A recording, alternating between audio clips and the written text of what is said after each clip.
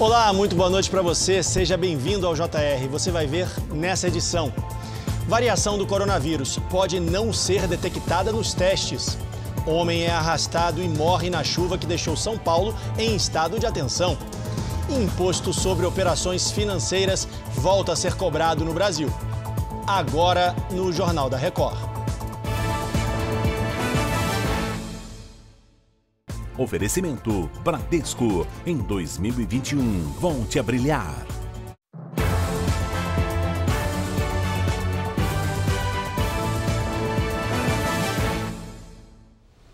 Começamos falando da chuva em São Paulo. O corpo de um homem foi encontrado após uma enchente em Embu das Artes, na região metropolitana.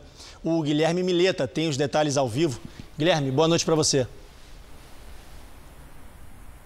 Boa noite, Stoliar. Boa noite a todos. Esse corpo é de um homem de 57 anos que, segundo a polícia, caminhava pela calçada quando foi então arrastado pela força da enxurrada. Tudo aconteceu em uma rua paralela à rodovia Regis Bittencourt, aqui em Embu das Artes.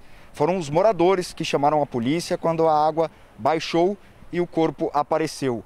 O temporal deixou toda a cidade de São Paulo em estado de atenção por quase toda a tarde desta sexta-feira. Houve alagamentos em vários pontos, inclusive esse aí dentro do túnel do Anhangabaú, que ficou interditado por conta do nível da água.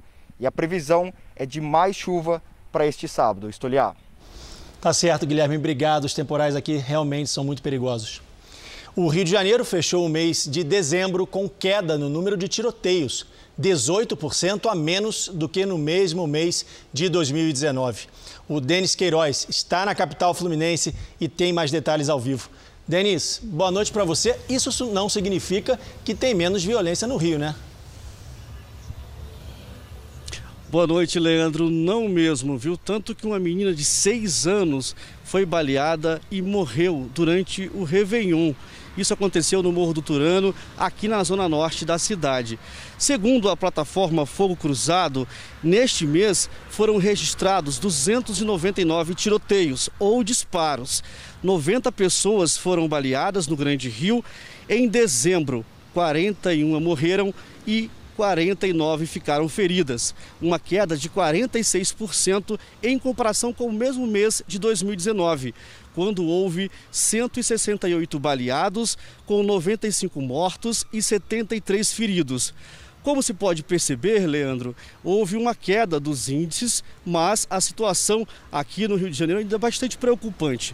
Muitos tiroteios e muitas vítimas. A gente fala ao vivo aqui próximo do Morro da Mangueira e agora há pouco acabou de acontecer mais um tiroteio aqui na região. Leandro. Isso é antigo, Denis. Se protege aí, tá? Boa noite. A Agência Nacional de Vigilância Sanitária pediu mudanças no exame PCR para diagnosticar a nova variante do coronavírus. Vamos saber então os detalhes sobre isso com o Matheus Scavazini, ao vivo de Brasília. Oi, Matheus, boa noite. Boa noite, Leandro. Segundo a Anvisa, a nova cepa pode não ser detectada nos testes. A agência recomendou que os laboratórios adotem medidas que garantam um diagnóstico correto, como o uso de testes voltados a diferentes tipos virais. A maioria dos testes do tipo PCR feitos no Brasil já utiliza mais de um alvo, o que facilita o diagnóstico. Na semana passada, 2 pacientes em São Paulo foram diagnosticados com a nova variante do coronavírus, que foi detectada inicialmente no Reino Unido.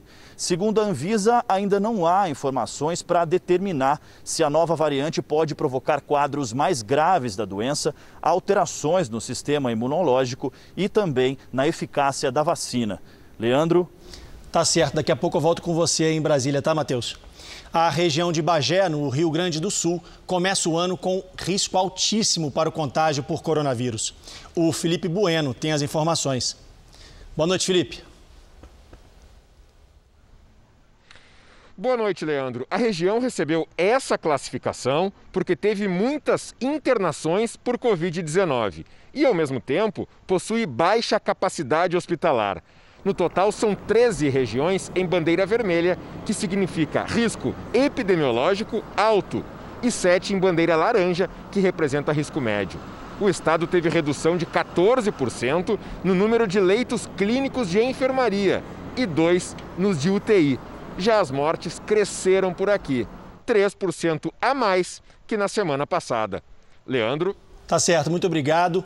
A gente continua falando desse assunto. Vamos atualizar o levantamento da Covid-19 no Brasil, aqui no nosso telão. Segundo o Ministério da Saúde, o país tem hoje mais de 7.700.000 casos de Covid-19 e os mortos passam de 195 mil.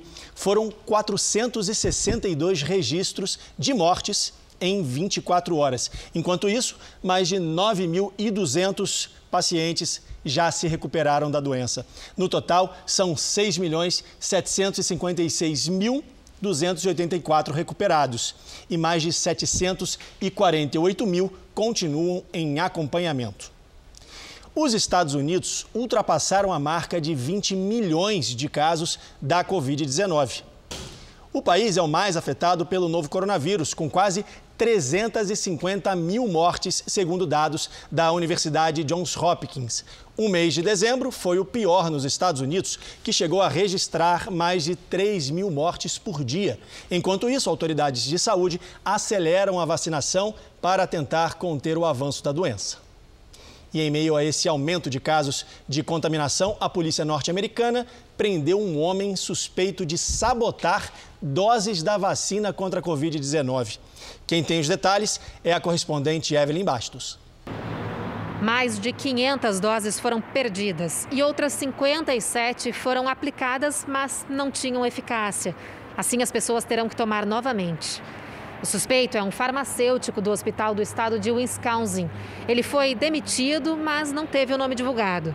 As autoridades ainda não informaram a motivação do funcionário. Quando questionado inicialmente, o suspeito disse que havia sido um erro, mas a investigação mostrou que a inutilização foi intencional. A vacina usada no hospital é fabricada pelo laboratório Moderna, que exige uma refrigeração super fria por volta de 20 graus negativos.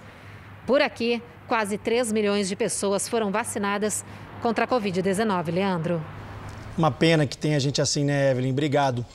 O governo de Israel acelera a campanha de imunização da população de risco. O milionésimo israelense foi vacinado nesta sexta-feira. O momento foi comemorado e teve até a presença do primeiro-ministro Benjamin Netanyahu, que tem usado o programa de imunização como campanha para as eleições de março. Israel registrou 18 novos casos da mutação britânica do coronavírus. Já são 23 casos da nova variante. O ministério está testando outras 400 amostras. O país vive o terceiro bloqueio nacional previsto para durar 3 semanas. De Tel Aviv, Bianca Zanini. Já a Índia aprovou o uso emergencial da vacina de Oxford contra o coronavírus.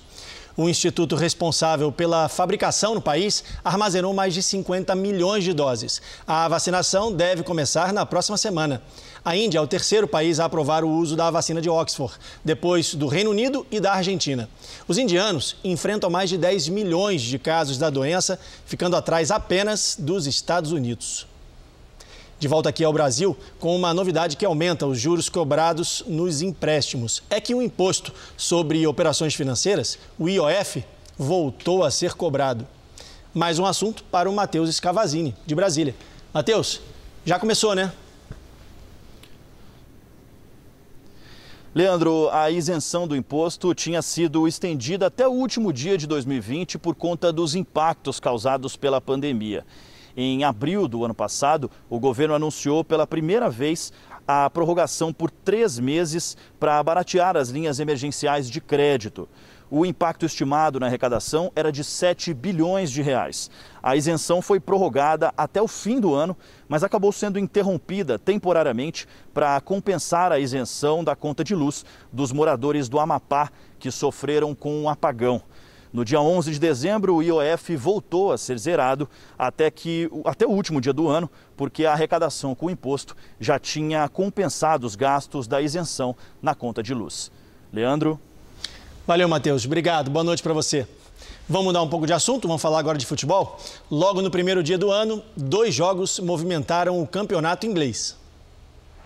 Manchester United e Aston Villa fizeram um jogão que terminou melhor para o time da casa. O lateral Wan-Bissaka partiu com a bola dominada pela direita e cruzou para o atacante Martial abrir o placar. O Aston Villa empatou numa cobrança de falta rápida que surpreendeu a defesa do Manchester. Traoré dominou e bateu para deixar tudo igual. A vitória veio aos 15 minutos do segundo tempo. Bruno Fernandes em bela cobrança de pênalti. Já na cidade de Liverpool, o Everton decepcionou e perdeu em casa para o West Ham. Thomas Soucek, que aproveitou o chute desviado e marcou o único gol da partida. O Everton não perdia há 6 jogos. No Havaí, um surfista se arriscou no mar agitado para salvar uma mulher que estava se afogando. O australiano Mickey Wright passeava pela praia quando viu uma movimentação. Ao ver que uma mulher era carregada pela correnteza, Mickey entrou no mar para salvá-la. Algumas pessoas que estavam no local também ajudaram a socorrer a mulher. Legal, né? Heroísmo no primeiro dia do ano.